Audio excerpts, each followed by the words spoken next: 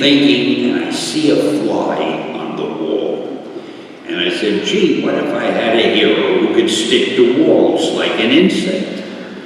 And I thought, that's not bad. Well, what did I call him? Fly Man? That didn't sound dramatic. Insect Man? Didn't sound heroic. I went down the list. Mosquito Man.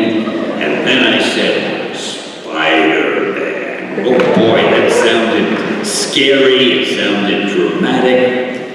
Then I figured, I'll make him a teenager, because there hadn't been any teenage superheroes. That would make it really different. And then, just for fun, I figured I'll give him a lot of personal problems. He'll worry about money, he's not that popular with girls, all kinds of things. That'll make him different.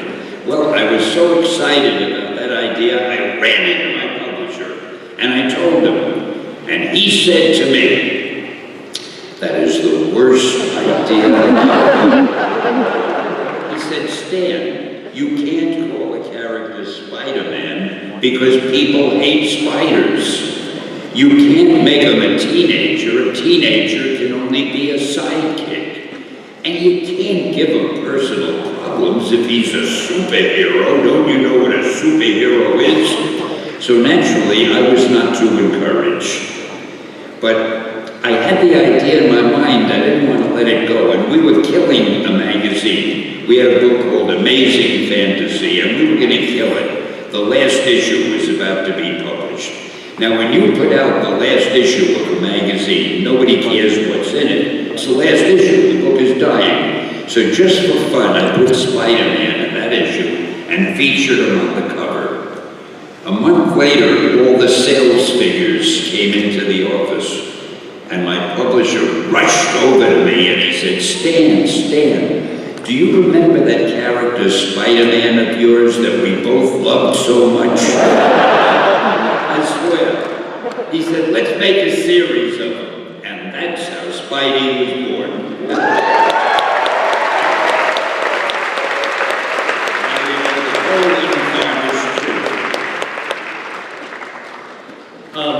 So, a lot of people are always really, really excited to meet you, and you always meet all the celebrities and stuff.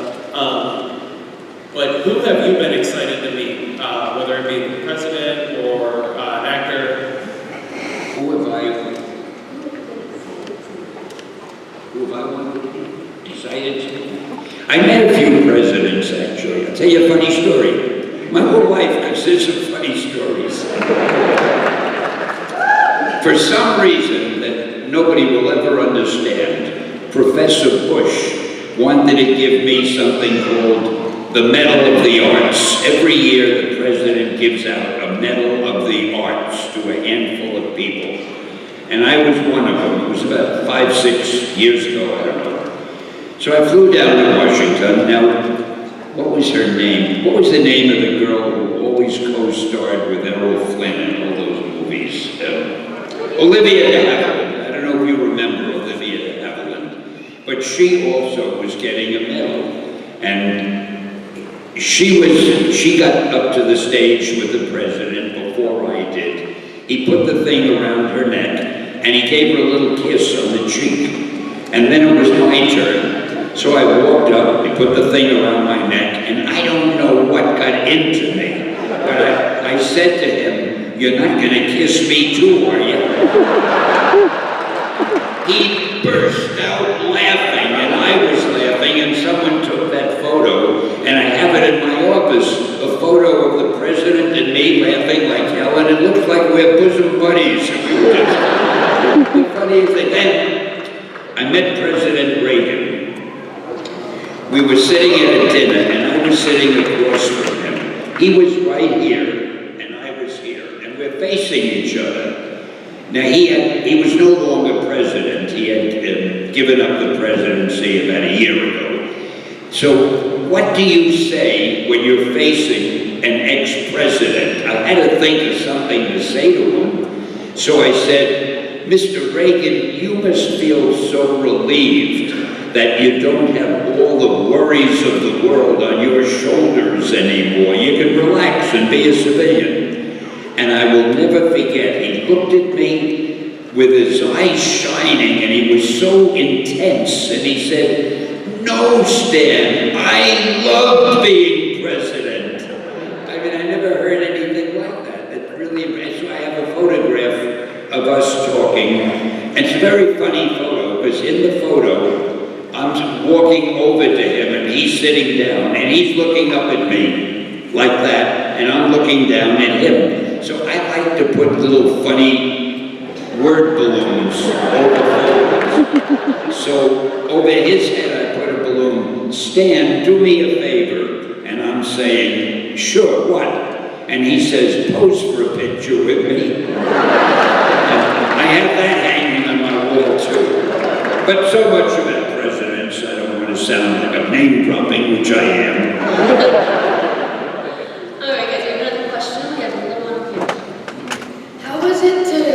How cool was it to star on The Big Bang Theory? The Big Bang Theory. Oh, I love being on that. I wish I had a bigger role. The people, the cast of The Big Bang Theory are great. And the best thing about it, after the show ended, we all gathered together. I'm always getting photographs for a photo, and the blonde girl kissed me on the cheek during the photo. So that made it all. But after you finish, I'm glad you mentioned that. After you finish writing to the movie awards committee, whatever it is, I want you to write to The Big Bang Theory and say it's about time Stan was on there again. Okay? So if I don't get a call from them in a few weeks, I'll know you failed me. So what you say?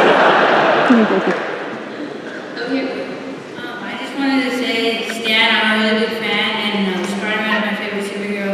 And I was going to ask, what was your favorite Spider-Man comic book? All of them. No, I'm not really good at favorites because I love everything I write. I like all the people I know. I don't even remember all the Spider-Man. I have a lousy memory. This is secret, don't tell anybody.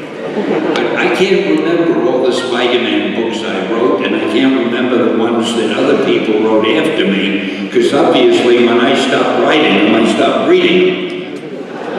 And I guess maybe if I had to name a favorite, it would be the first one, because that was the one where I put it all together, or tried to. So since I'm expected to give an answer when I'm up here, I'll say the first one, which is just off the top of my head. I have no idea how that's any better or different than it. What's one of your favorite female superheroes you've ever created? Oh, my favorite female superhero. Well, I was always fond of the She-Hulk. I think they're going to be bringing her back a little bit. I like the Black Widow. I always liked Sue Storm, the Invisible Girl, because she was easy to draw if she was. But again, favorites. I'm not good with favorites because I'm very impartial. I love everything I've ever done. Sometimes I read those old stories and I say, wow, did I write that? I'm better than I thought. Hey Stan, one of my favorite characters is Gambit. Is who? Gambit? Gambit. Yeah. And I hear he's going to be coming out in the movie soon, and Channing Tatum will be playing him. Do you I- know how accurate he gets? I can't give away any secrets, but yeah, sooner or later you'll be seeing him. That's all I can tell you. My lips are sealed. Pretty accurate to the part. Don't know. Sorry. I cried out, but they laughed at me. I auditioned for all the roles. They laugh at me every time. Well, first off, I want to thank you not just for your innumerable contributions to the nerd universe, we all love you for that, but also for just exemplifying what it means to be a great human being. Thank you. And I've got a serious question and a fan question. Should I go with the fan question? Yeah? All right. I heard a story that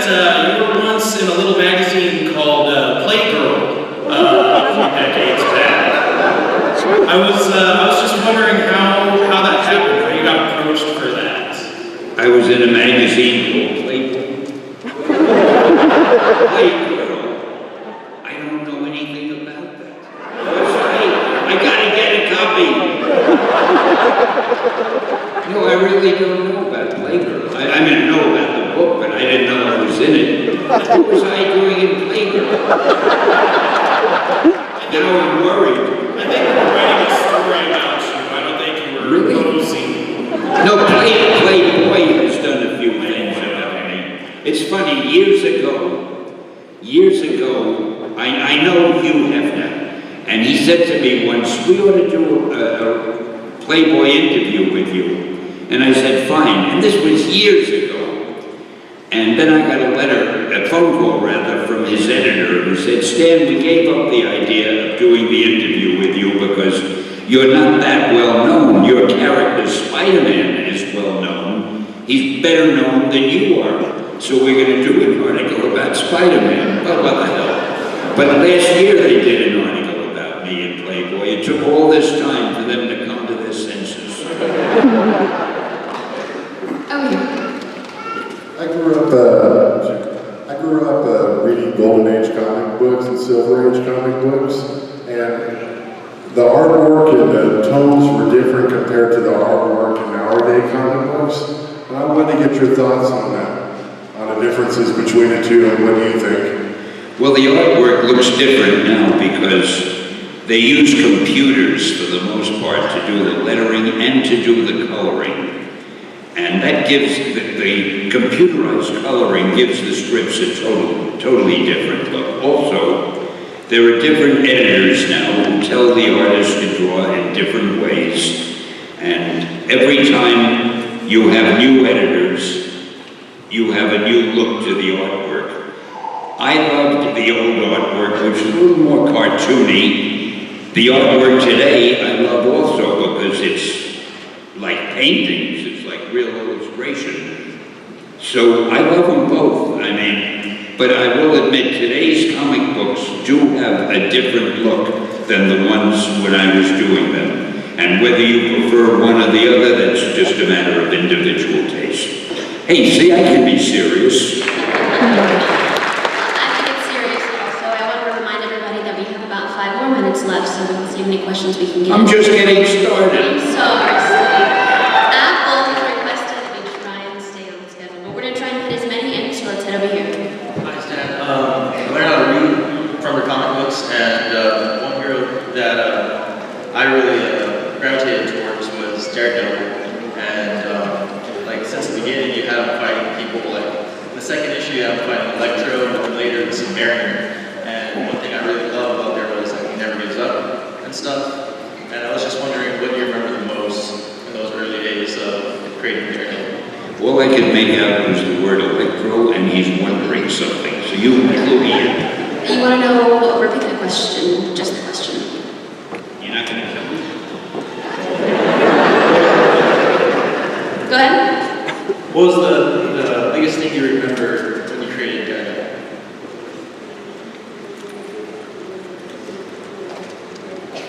Oh, Daredevil. As with Spider-Man, I was looking for a superhero that was really different. And I don't know, for some reason it occurred to me, if I could get a hero who was blind, but yet could do things that other people couldn't do, that could be very interesting. Because I realized that if your other senses are magnified, your sense of hearing, your sense of smell, and so forth, you could probably function even if you couldn't see. So I liked that idea, and I did Daredevil, and I love that character. I don't know why he's not a bigger character in the Marvel Universe, but I think he will be, because they'll be doing a movie of him, and when they do, he'll become incredibly popular, because they'll get an incredibly good actor, and he'll suddenly become one of the stars again. But that was the idea. I wanted to show that somebody with an infirmity could still function well in the world. And the funny thing is,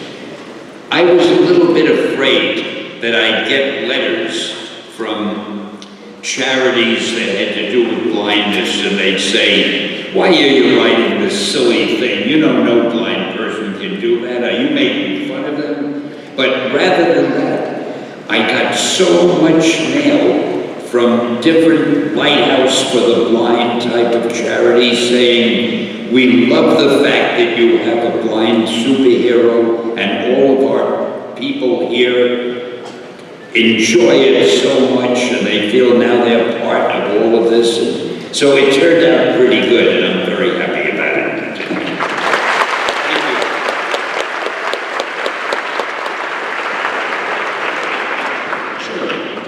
When I have one more question. Go ahead. Out of all your heroes that you've created, which was the most fun to make?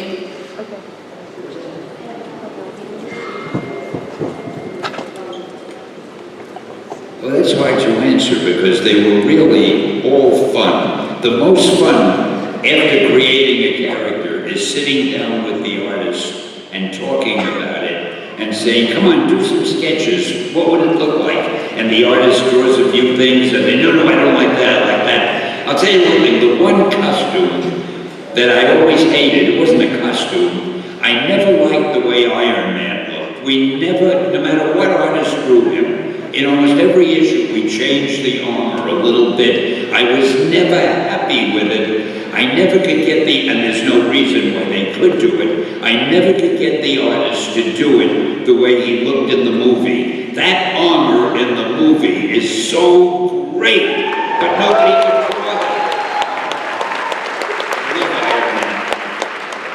Let's squeeze in just one more. We still have some time over here. I just read recently that you were actually 17 when you started writing and essentially running Marvel. And me being 17 right now, I was wondering, because I wanted to just, everything too, movies and writing. And I wanted to know if there was ever a time where you just kind of like had a slump, or you just, like what kind of drove you to keep going forward?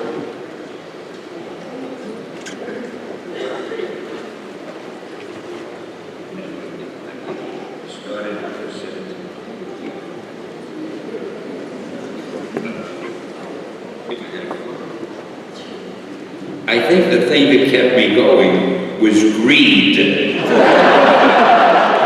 Now, I grew up during the Depression. My father didn't have a job, couldn't get one. There were no jobs in those days. And I had to work. I was an office boy. I was a theater usher. I wrote advertising copy for a hospital. I wrote obituaries for the Associated Press, dull things. And then I got the job in the comics. And it was important to me that I keep that job because I needed the money to help pay the rent. And I stayed with it all the time. I never dreamt that I'd be in the comic book business. I used to think maybe I'll be an actor, maybe I'll be president of the United States, maybe I'll be a soldier, something. I never thought I'd be a comic book writer. It just happened. And I was trapped. I still haven't gotten out of it. I'm still trying to wiggle my way out.